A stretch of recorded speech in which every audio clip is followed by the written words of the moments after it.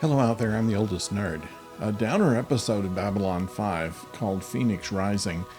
This is where, from last week, we know that the telepaths, the rogue telepaths, had barricaded themselves in Down Under, and a goodly number of them were elsewhere in the station and doing acts of violence. And so the captain called Bester in, and Bester decided that he needed more troops. He was bringing them in today, and this is the confrontation that came along, where eventually the groups that Psi Corps was after holed up in Med Lab, took hostages, and said, "You have 2 hours." And so, with delicate negotiations going on, Sheridan almost had a solution to it, and then Bester couldn't resist but have to jump in. So, not out of character for either of them, honestly. And situation, we have a few more details about Byron's past with Bester, and the reason that this desire for Bester to bring him in is a personal one more than a professional one.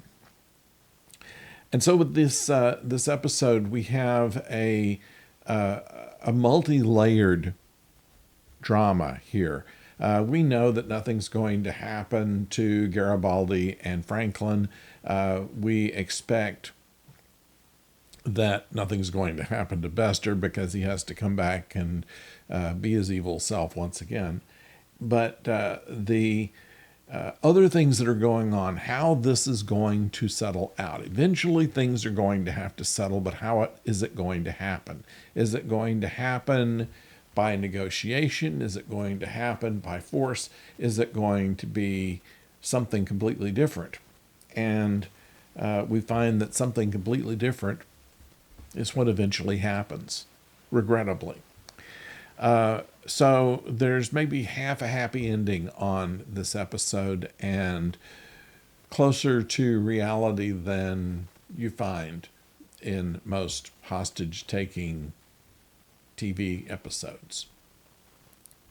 So with no big hero and the villain not exactly winning, it's not all roses and rainbows for this group, unfortunately. They were looking for a place to be out from under the domination of Psi Corps, and that world just doesn't seem to exist.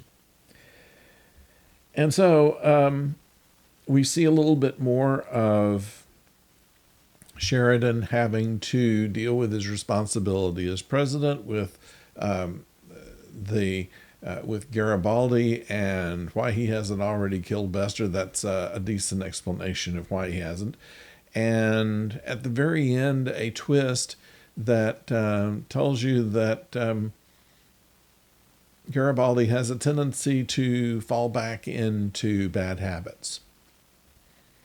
So with Phoenix Rising, we have the tension, the acting, very good on the part, of course, Walter Koenig, who delightfully chews the scenery anytime that he's on, and the tension of everybody else in the story on how this is going to play out. And probably the most believable play out you could expect. So that's my take on this. We'll be back with Professor O on Thursday. This time it will actually be on Thursday, with our discussion of The Quiet Man, a John Wayne picture from about 1950 or so.